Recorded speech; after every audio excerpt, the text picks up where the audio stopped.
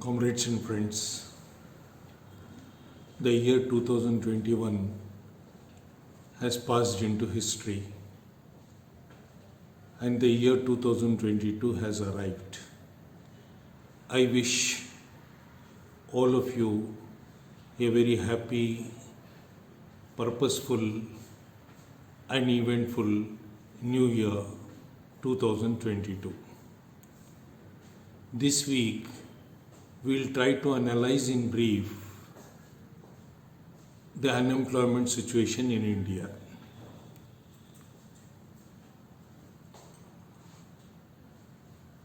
A few days back,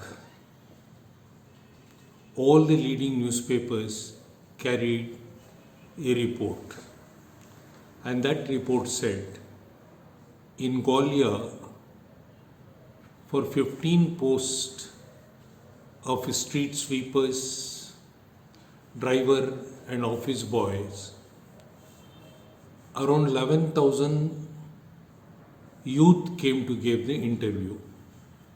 And among those youths, a large number of were the engineering graduates, the MBAs, and people with very high qualifications.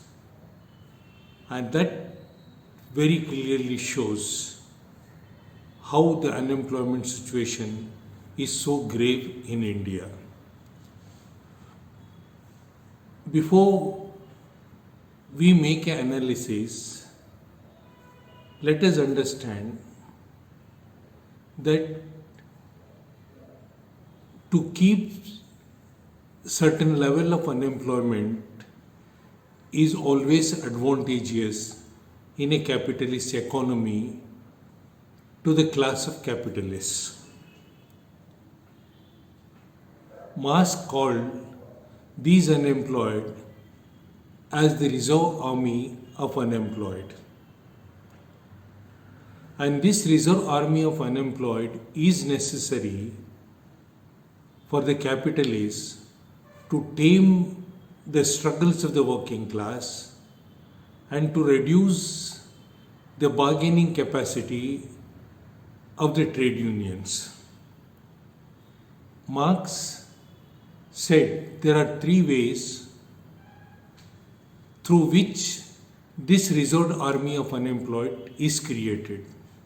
Number one, by the natural growth in the population of the working class. Number two, the increasing adoption of technology which replaces the labor. Third, capitalism thrives on competition. And you say competition is a bigger fish eating the smaller fish. And in the competition, the big capitalists beat back the small producers, the petty producers. And this we saw during the demonetization and the GST, when the entire informal sector was decimated in India. And those small producers who are decimated and who are outcompeted by the big industrialists join the labor force. And these are the three ways through which this reserved army of unemployed is created. Today you find this is exactly the situation which is obtaining in India, and how true were the words of Karl Marx. Our Finance Minister, Srimati Nirmala Sitharaman, has said that India once again has become the fastest among the large economies in the world. Our simple question is, if our economy is growing, why it is not creating the jobs? Why the unemployment situation is so high? According to the government figures itself, the unemployment rate which was around 5% before 2016, now has reached a very high level of 7.8%. What is this unemployment rate? We have a labor force in India. The labor force is all the population which is in the age group of between 16 to 60, which we call it as a working age population.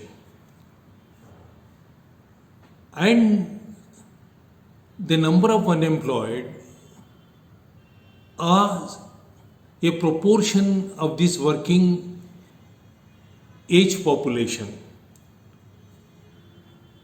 And in India, it is estimated that close to around 98 crore is the working population, working age population. And if you say it is 7.8%, it means that around 7 crores or a little more are unemployed who are seeking a job actively and they are not getting the job. And more alarmingly, the government estimate itself says that close to around 25% of the unemployed are from the youth. And this is a very dangerous situation. We are really concerned about certain facts. That what is the labor force participation in India? Labor force participation means the percentage of the people who are employed from among the total working age population. And it is estimated that from a position of around 45% some time back, it has come down to around 40% today, the labor force participation rate, which means that only around 40% of the total working age population in India is actually employed. From a situation where the total working population, those people who are already employed, were around 42 crores, that has come down to around 39 crores now. There is a job loss. And this is not a phenomena that we are seeing it today. It is happening ever since India embraced neoliberalism in 1991. But the problem became much more acute after the twin disaster of demonetization and the GST, where you found lot of jobs were lost, and added to that was the COVID-19, which also created a situation where lot of people, especially from the unorganized sector, they lost their jobs. Now, this labor force participation in India, which is around 40%, is one of the lowest in the world. The world average is around 60%. And if you try to look deeper into it, you would find the gender inequality again. And when I talk about the gender equality, the labor force participation of the women in India is just around 22.5%. And roughly you can say that out of 100 women who are in the age group of between 16 to 60, only 25 or 22%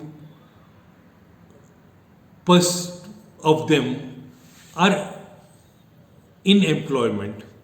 And this is a very serious situation because it also creates a huge gender inequality, social disparity, and that exactly is the problem of the Indian economy. And if you are making an analysis, you would find that the economy is not creating enough jobs. Number one. Number two, whatever jobs that the economy is creating, those jobs are precarious. They are not good paid. It is estimated that 52% of the gross value added to the Indian economy is by the informal sector. And around 97% of the total workforce in India are in the informal sector. And an informal worker is defined as a worker who does not have a appointment order, who does not have a paid holiday, who does not have a health benefit, who does not even have a social security of any kind. And that is the horrible conditions that are obtaining in the informal sector. And even in the informal sector, after this demonetization and GST, huge number of jobs have been lost. And it is estimated in the last 2 years, close to about 20 crore jobs have been lost, both in the formal and the informal sector. And you would be surprised to know that only around 9% of the total workforce in India are having a regular salaried job. And this has come under tremendous attack in the last few years. Demonetization, GST and COVID combined has created a situation where regular salaried jobs are being lost and the jobs are being created in a manner that is not leading to a dignified existence of a worker. We see that today jobs are being created in the gig industry, what you call as a platform, Zomato, your Swiggy, Ola, all these delivery boys. And they are not categorized as workers. They say that they are the self-employed people. And today the issue is before the Supreme Court, where these workers who are working under pathetic conditions, they have said they had to be categorized as the workers and the benefits available to the workers should be extended to them. We also have seen the struggle of the Asha workers, Anganwadi workers, whom the government refuses to term them as the workers, and they say they are the honorary job, and honorarium is paid to them and wages are not paid to them, and they are exploited to the hilt. So this kind of exploitation is going to be disastrous for the economy. Having so much of unemployment, nearly 7 crore or 7.5 crore unemployed, 25% youth among those unemployed, and will create a social disturbance which is not good for the social cohesion, nor it is good for the advancement of the economy.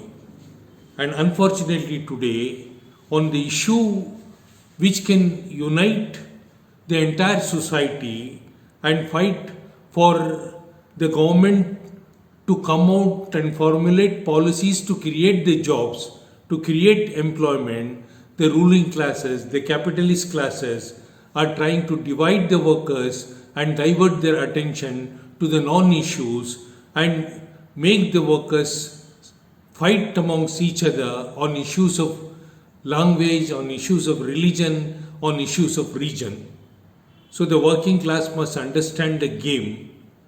For a long time, India was taking pride that it has got a young population, and that young population will give it a demographic dividend.